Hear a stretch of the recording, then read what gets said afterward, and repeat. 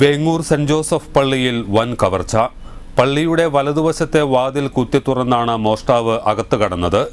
വെള്ളിയാഴ്ച പുലർച്ചെ 5:30 പള്ളിയിൽ മണിയടിക്കാനെത്തിയ കപ്യാർ ബേബിയാണ് കവർച്ചാ സംഭവം ആദ്യം കണ്ടത്. പള്ളിയുടെ അകത്ത് സ്ഥാപിച്ചിരുന്ന 6 നേർച്ചപ്പെട്ടികൾ കുത്തിപ്പൊളിച്ച് പണം അപഹരിച്ചു. രാത്രി 12-നും പുലർച്ചെ 5-നും ഇടയിലാണ് കവർച്ച നടന്നത്. വെള്ളിയാഴ്ച മരിച്ചവർക്കായുള്ള കുർബാന വൈകിട്ടായതിനാൽ രാവിലെ കുർബാന ഉണ്ടായിരുന്നില്ല. രാത്രി 11 മണി വരെ പള്ളിയിൽ ആളുകളുണ്ടായിരുന്നു.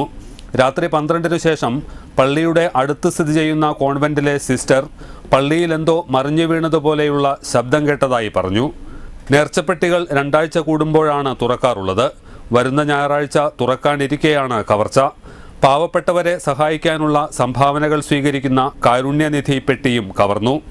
ഇതിൽ സാധാരണയായി വലിയ തുകകളാണ് ആളുകൾ നിക്ഷേപിക്കാറുള്ളത്.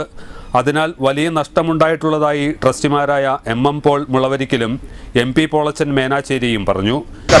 രാവിലെ 6 മണിക്ക് വന്ന് മണിയടിക്കാൻ വന്നു കഴിഞ്ഞപ്പോൾ മണിയടിച്ചുകൊണ്ട് വന്ന് പള്ളിയകത്ത് കയറി കഴിഞ്ഞപ്പോഴാണ് ഈ യൗസപിതാവിൻ്റെ ഫ്രണ്ടിലിരുന്ന തിരിക്കാല് മാറിയിരിക്കുന്നതായിട്ട് പുള്ളി കാണപ്പെട്ടു. ആദ്യം അവിടെ നിന്ന് നോക്കി കഴിഞ്ഞപ്പോൾ അവിടെ വെച്ചിരുന്ന നേർച്ചപ്പെട്ടി കണ്ടില്ല.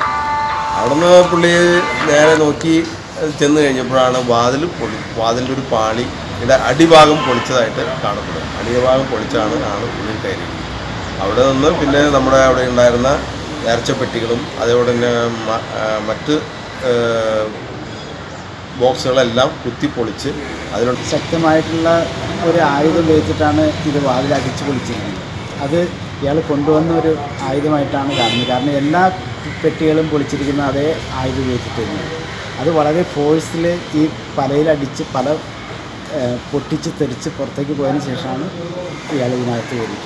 അകത്ത് കയറിയതിന് ശേഷം 2 വാതിലും തുറന്നിട്ടിട്ടാണ് ഈ പണികളെല്ലാം ചെയ്തത്. പിന്നെ കാരുണ്യവിധിയിൽ അതിനേക്കാൾ കൂടുതൽ തുകയും ഉണ്ടാകേണ്ടതാണ്. കാരണം കാരുണ്യവിധിയിൽ ശരിക്കും വലിയ തുകകളാണ് സാധാരണ ആളുകൾ സംഭാവനയായിട്ട് ചെയ്യുന്നത്.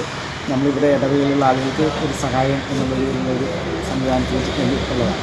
അപ്പോൾ ആ രീതിയിൽ ഏകദേശം നല്ലൊരു തുക കൊണ്ടുപോയിട്ടുണ്ടാകും. ഇതിനു മുൻപ് 3 തവണ പള്ളിയിൽ മോഷണം നടന്നിട്ടുണ്ട്. അങ്കമാലി പോലീസിനെ വിവരമറിയിച്ചതിനെ തുടർന്ന് പോലീസ് പള്ളിയിലെത്തി വിരലടയാളം പരിശോധിച്ച് കേസെടുത്തതായി വികാരി ജോസ് ചതേലി അറിയിച്ചു.